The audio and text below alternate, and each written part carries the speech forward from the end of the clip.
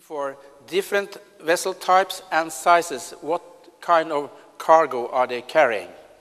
And then we looked up how many ports will we lose out if we increase the size by, say, 20,000 deadweight for a previous cape size to a larger cape size.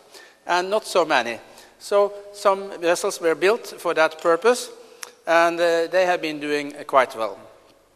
And also some good friends of ours in Sweden, the Stena, they introduced the Stena VMAX, actually VLCCs, very large crude carriers, but with a draft only for Suezmaxes normally, so shallow drafted big tankers with twin propulsion to increase maneuverability.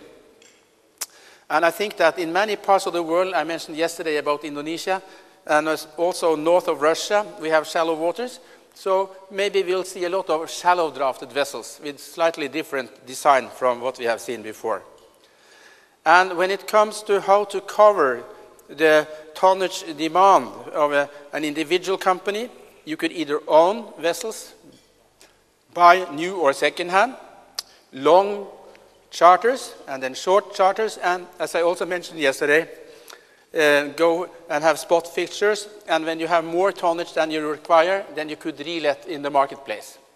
So this is a very dynamic situation that the cargo owners are facing when it comes how to cover fluctuating demand in a micro perspective from that company's point of view.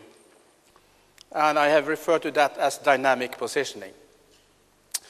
When people ask me, how are things in shipping these days? Well, what are you talking about? Shipping. There are so many dimensions. We have different types of ships. They carry different cargoes. And we have trade routes. In some directions you have a lot of volume, others not so much, and rates will be very different. And then we have different sizes of vessels. And we also have this question about long period contracts and voyage contracts. So it's a very multifaceted picture when we are talking about shipping in general. This is a little joke, but I think there is a core of truth in it. A ship owner is a person who knows very little about a great deal and keeps knowing less and less about more and more until he knows practically nothing about everything. You have to concentrate. Not just, I need a cargo, I have a vessel. Okay, here you are. Sometimes the ship brokers have to do much more than that. They could be matchmakers. They could try to see the need of individual clients. They could come up with maybe propositions on the technical side in order to sort of beat the competitors. A shipping analyst knows a great deal about very little and goes along knowing more and more about less and less until he knows practically everything about nothing. Well, sometimes, like the UN, they come up with market reports 10 years after it happened because they have to collect data from all countries around the world. We can never measure everything that's happening. And my slogan would be, good enough information soon enough, so that decision makers could have some support when they have to compare the options. Good enough soon enough. And we have many interesting sources of information. In the field of agriculture, we have FAO. You could go on their website. You could extract figures for cargo type by volume and value between countries. Very useful information. I guess they're up to 2006 now, and that's not so bad. And then we have International Grains Council. We have ASA with their weekly reports and many others. And we have the steel industry. They have their special organizations. We have the same in the aluminium business. And you have public statistics from different countries. You have port statistics, a host of opportunities to extract information. But it's very easy to get lost, so you should know what you should look for, and you should find some sources to trust. And never just one source, but after you have compared and you trust, maybe one source is good enough. So the shipping analyst shouldn't be too specific and too detailed. Good enough, soon enough.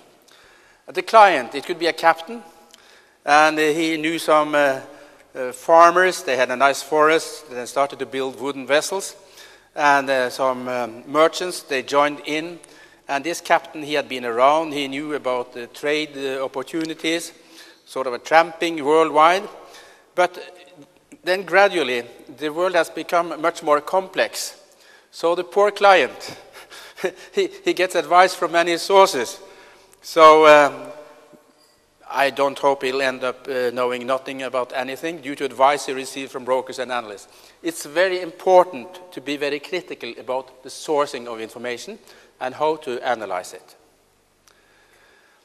There are many factors that will have an impact on decision making. And this is from Hong Kong during the crisis in Asia, from my hotel room. You can see a lot of steel and concrete here, many cargoes for Panamaxes and Cape-size vessels. Here the work has stopped on that hotel, or whatever activity it was going to be there. And you can see the rest of the British Empire in the middle, that tiny little building. And the value of these houses, you see, had dropped by 50% in 6 months. But then Asia exported itself out of the crisis, and things changed dramatically. And when I came back 2 years later, I was completely lost, because just on the right side, close to there, we had a subsidiary. We, then I mean Fernleys, my previous employer. But I didn't understand anything, because it used to have a fantastic sea view. But no, there were 2 blocks between that building and the new waterfront. And in many places, you see cities coming from scratch to 5–10 million people in a short while, and it's requiring so much steel and cement, and the Olympics is just a tiny part, just a tiny part. We have some megatrends in the dry bulk market which are very negative, seen from the ship owner's point of view. Market growth and saturation. We don't use more steel than 30 years ago in the OECD countries. We have a very strong growth in China and other countries. So we have saturated market and growth markets. I mentioned yesterday about the recirculation and downstream involvement. And for instance, in the aluminium industry, it takes 4 tons of bauxite to make 2 tons of the intermediate product, alumina, and then just 1 ton of aluminium is coming out.